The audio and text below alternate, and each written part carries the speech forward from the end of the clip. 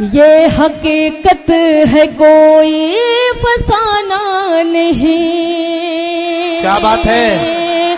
बेवफा तू है सारा जमाना नहीं। ये हकीकत है कोई फसाना नहीं। बेवफा तू है सारा जमाना नहीं। क्या बात है।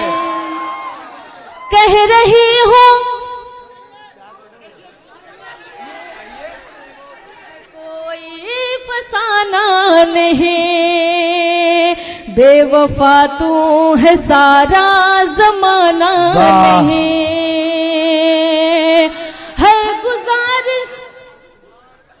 है गुजारिश मेरी अपने अहबाब से। क्या बात है गुजारिश मेरी अपने अहबाब से। दिल जलों से कभी दिल लगाना नहीं। दिल जलों से कभी दिल लगाना नहीं। ये भी शेर आप तक पहुंचाती हूँ। ओएस भाई पढ़ती हूँ समात फरमाए। आता करे। कह रहे हो कि कुछ दिन से बीमार हो।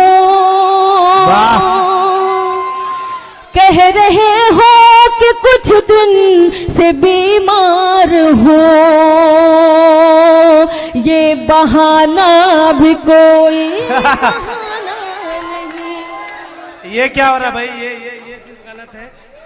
ये अदब के खिलाफ है। ऐसा कोई काम ना करे कि बिहार की सिमात पे उंगली उठे। अच्छा देखिए, कुछ मैं इस तरह का कलाम भी नहीं पढ़ रही हूँ जिससे इनकी जो है हरकत हो।